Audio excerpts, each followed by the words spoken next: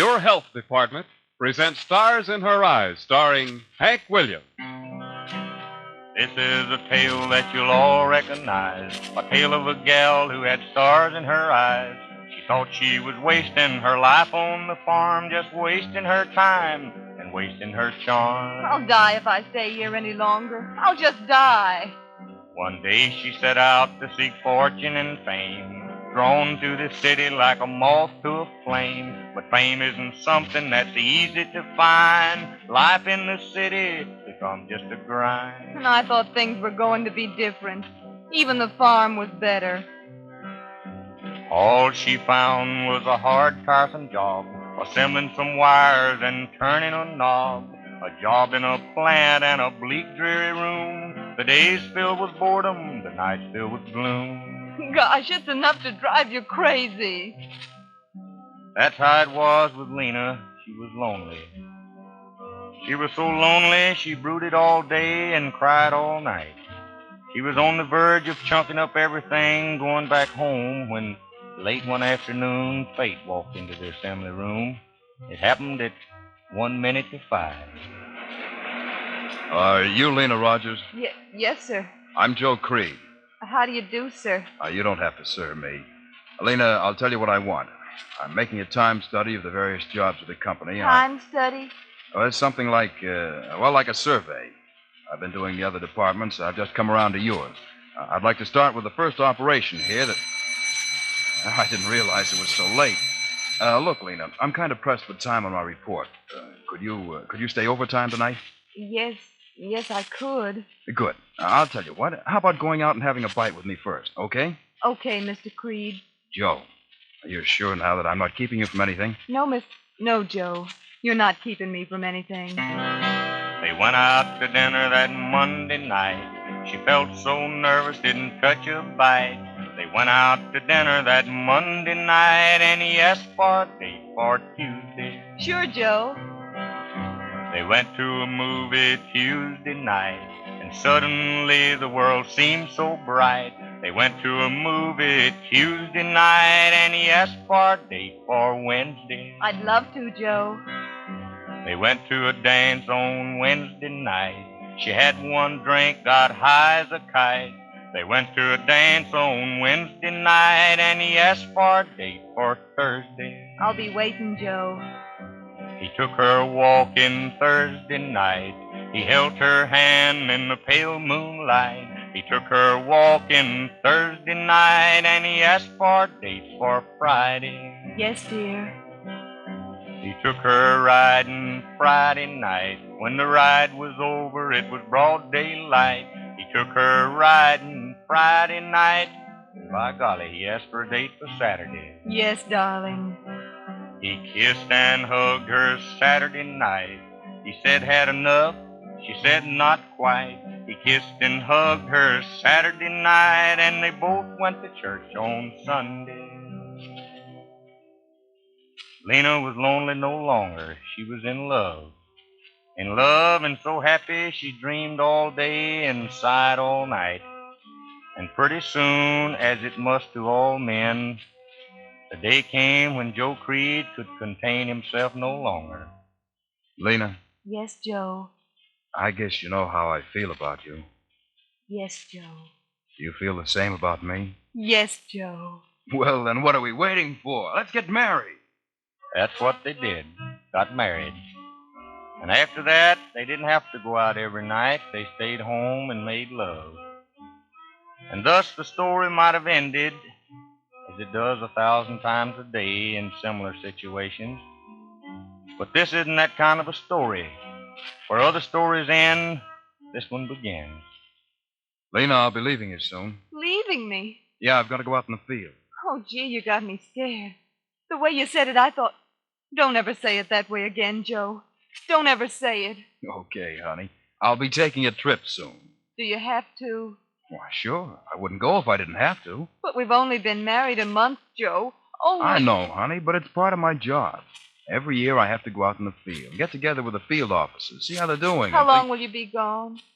Well, if all goes well, I should be back in 3 months. 3 months? What'll I do here without you? What'll I do? I'll go crazy. Well, I guess you can keep yourself busy. Gee, honey, I didn't think you'd take it so hard. How did you expect me to take it? Oh, I don't know. I thought... Well, please try to understand, Lena. Please try to be patient. It's part of my job. I've got to do it. All right, Joe. I'll try. When are you leaving? Monday morning. 3 days. Only 3 more days. And so one morning, bright and early, Joe took a train and went out west. Left Lena standing at the station, a heavy weight upon her chest. She trudged back home, forlorn and tearful.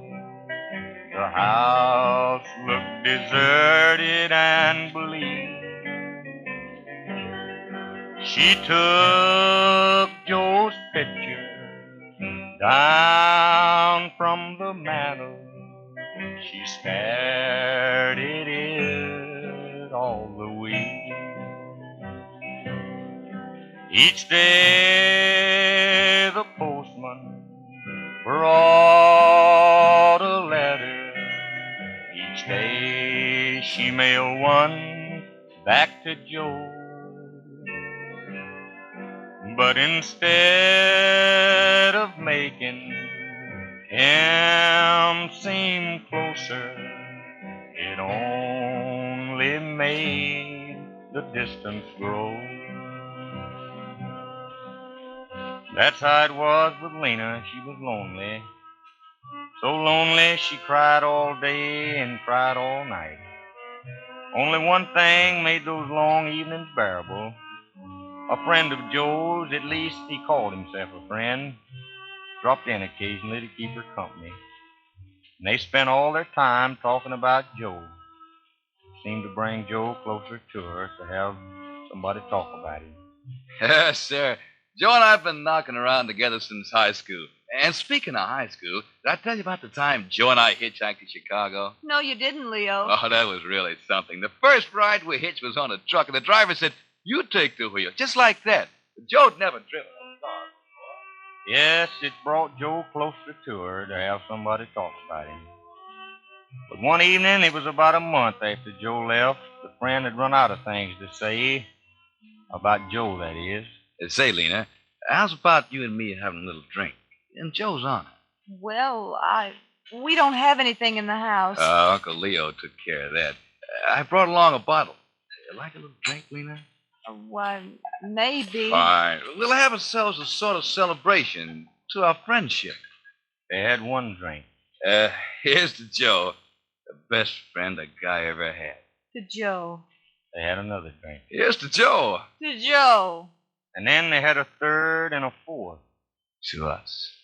To all 3 of us. Or is it 4? After that, he forgot his place and she forgot hers. Please, Leo. Leo, don't. Leo. Oh, Leo. Next day, she woke up mighty sorry. Her face was hot and flushed with shame. She vowed she'd never, oh no, never forget herself like that again. How could I do it? How could I? How awful. She rued the day that it had happened. She felt sorrow and despair. But then her Joe came home one morning, and once again she walked on air. Oh, darling, never, never leave me again. Yes, all was well, but not forever. For her one mistake had come home to roost.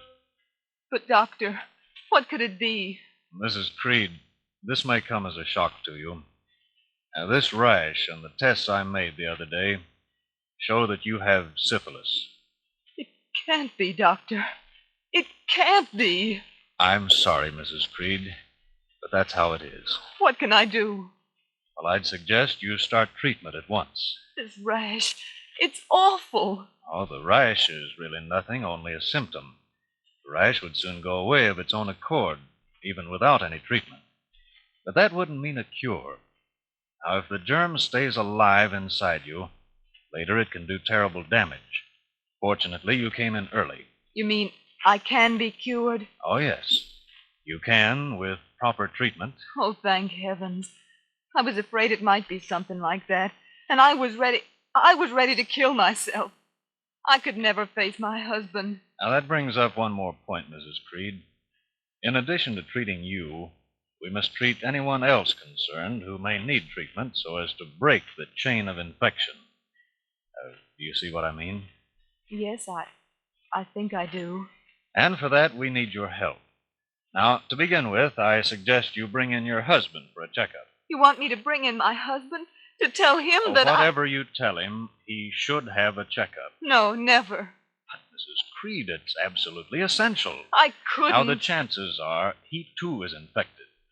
If it's left untreated, he may later on go insane, or blind, or become paralyzed. Now, somehow you must see that he gets a checkup. Black and cheerless was the life that lay ahead. The future filled her heart with dread. She cried all day and cried all night, flushed with shame and shook with pride. Oh, Lord, help me. In the end, she told him she knew she had to, and she loved him enough to lose him if need be. That's all there is, Joe. That's all I've got to say. I'm so ashamed, Joe. I'm so ashamed I could die. And Joe did what many would do under the circumstances. He turned around and he walked out. Some men would never forgive their wives, but Lena was lucky. Joe walked out, but he didn't stay out. He loved her too much. Joe, it's you. Yeah, it's me. Oh, darling, forgive me. Please forgive me. Let's not talk about it. Not now. Not ever. So that was the story of Joe and his wife. She told him the truth and she spared his life. But how she did wish she had not gone astray. For when you do that, there's a price you must pay. So if you ever wonder, just listen to this. Some things don't stay secret in one syphilis. It may hide in your system for many a year and then strike at you and the one you hold dear. You've been listening to Hank Williams in Stars in Her Eyes. The story and lyrics were by Ben Kagan. Your director was Jack Stett. This program was recorded at station WSM as its contribution to the nationwide campaign against venereal disease and was prepared by the Communication Materials Center at Columbia University.